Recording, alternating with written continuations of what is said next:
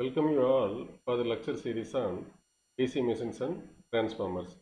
Last class we have discussed about the process of commutation and the different methods of how do we improve the commutation process.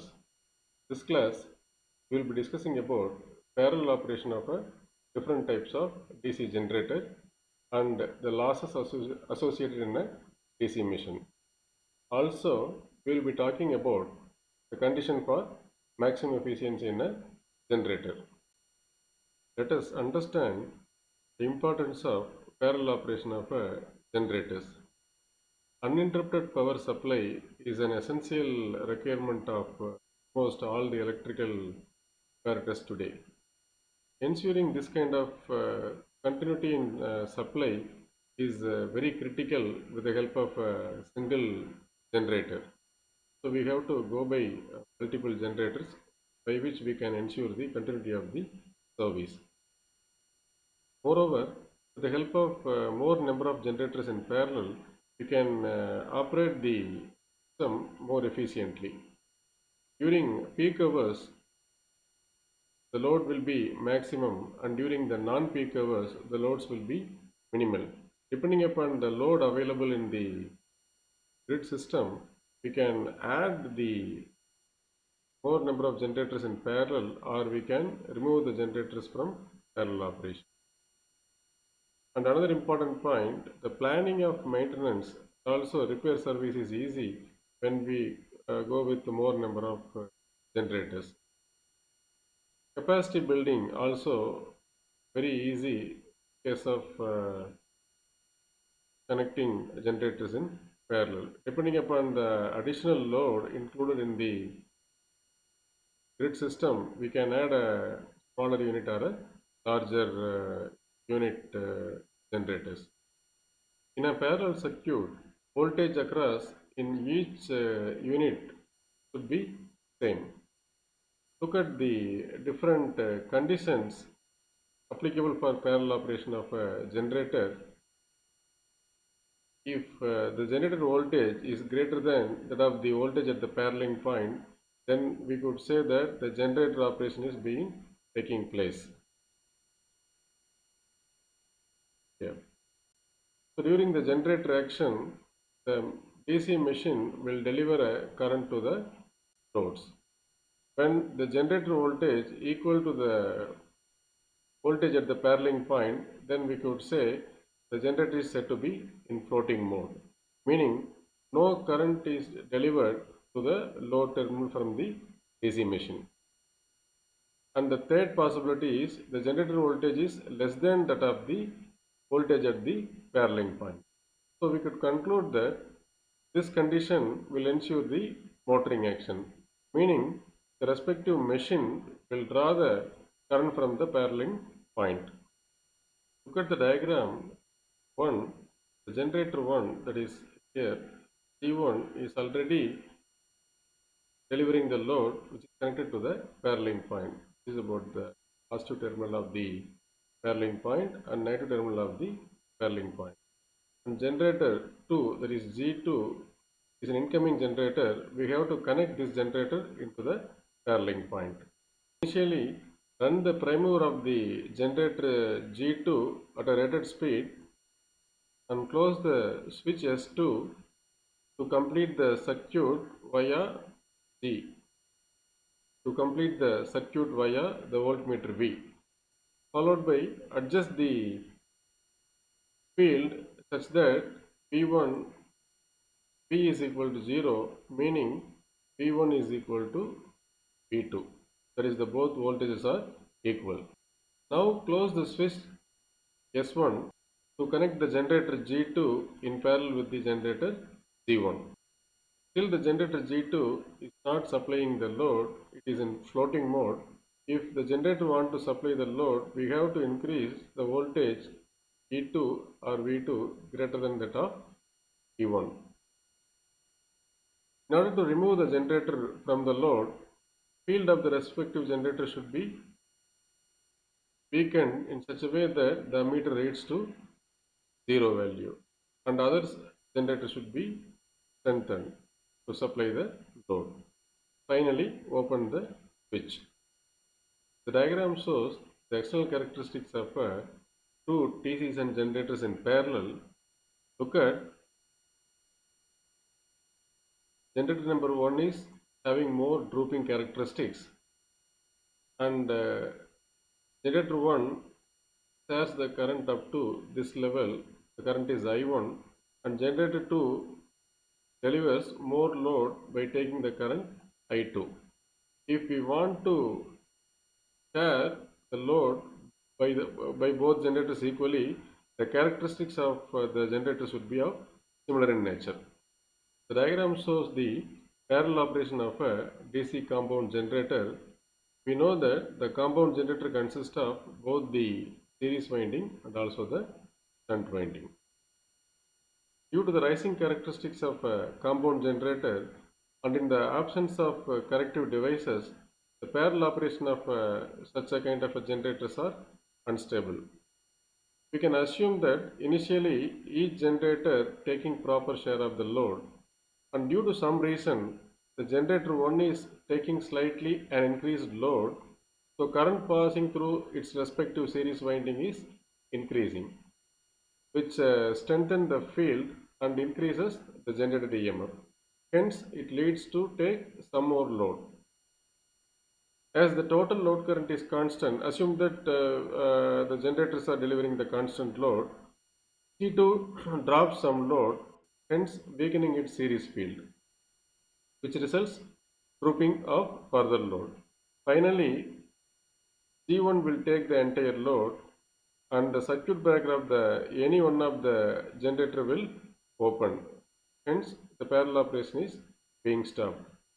In order to avoid such a problem, we can employ equalizer ring in a parallel operation. So current through this at this point not only goes via this series field winding, some of the current goes via this path and some of the current goes via this path. Hence, we can avoid such kind of problems. Here shows the parallel operation of a series generator. If the voltage E1 of G1 equal to E2 of G2, then both generator will share the loads equally. If E1 is greater than E2, then the I1 of generator G1 is increasing. The field of generator 1 is strengthening and the field of the generator 2 becomes weakening. And some point of time G1 delivers the full load and G2 will, at some point of time, G1 will deliver the full load from G2. So this can be prevented with the help of equalizer bar. With the help of this bar, at this point, the current is not only goes via this field winding, there is the field winding of generator 1. It is basically of a low resistance bar. Through this bar, the current is allowed to go to this the field winding of the another generator. So the such problem will not happen with the help of equalizer bar. Referring energy balance equation of a DC machine, input energy applied is consumed as mechanical energy, and some part of the energy is stored in the form of field energy, and some part of energy is being wasted. So the energy losses, we can say ohmic losses, core losses, and mechanical losses. We know that the efficiency is the ratio between output to the input, and the input is the combination of output plus losses, and output alternatively I can write which is equal to input minus losses. So in order to design a electrical machine with high efficiency, the knowledge on losses are very important. Let us discuss about the various losses associated in a DC machine. Basically, we can divide the DC machine losses into two types. One is about the constant losses, another one is the variable losses. Under the constant losses, we have two types. One is about the core losses, also called as iron losses, again called as magnetic losses. Under the core losses, we have two categories. One is about the hysteresis losses, another one is the eddy current losses. Again, under the constant losses, we have the second category about the mechanical losses, which is contributing for 10 to 20% of the full load losses. Under mechanical losses, we have windage losses and friction losses. Under friction losses, we can again divide into two types. One is about the brush friction losses and bearing friction losses. Under variable losses, we have copper losses and stray losses. Under copper losses, we have field copper loss, also called as stator copper loss, which is contributing for 20 to 30% of the full load losses. And armature copper losses, we can call it as a rotor copper loss, is contributing for 30 to 40% of the full load losses. And also brush contact loss. Normally, the copper losses we can write I square R losses. The stray losses in total accounting for 1% of the full load losses. Further divided into copper stray load loss and core stray load loss. We can understand little more on iron losses. We know that the armature core is made up of iron and it rotates in a magnetic field inside a machine. So naturally a small current will be induced in the core, and due to this current, eddy current loss and hysteresis loss occur in a armature core. As I told earlier, iron losses are also called as core losses, also called as magnetic losses. Hysteresis loss is due to the reversal of magnetization of the armature core. When the core passes under one pair of poles, it undergoes one complete cycle of magnetic reversal, north pole followed by south pole.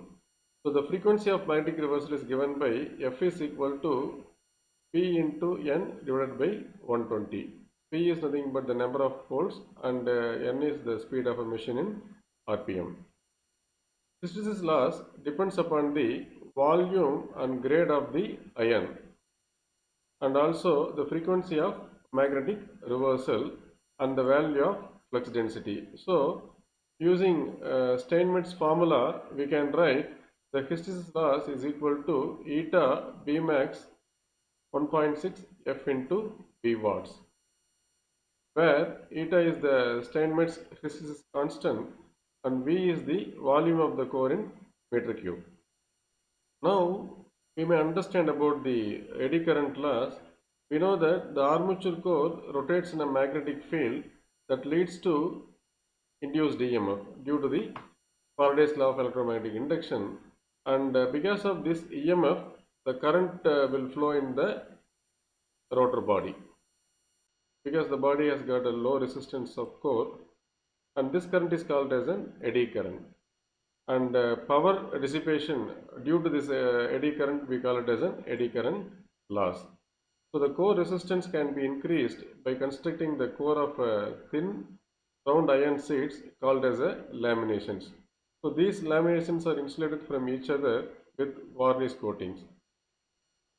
The insulated coating leads to high resistance, hence only a very little current able to flow from one lamination to the other. The laminated core resistance increases, which decreases the eddy current and hence the eddy current loss. So we can write the eddy current loss equal to Ke B max. Since the insulated coating has high resistance, only a very little amount of current flows from one lamination to the other. So the laminated core increases the core resistance and naturally which will decrease the eddy current and hence the eddy current loss.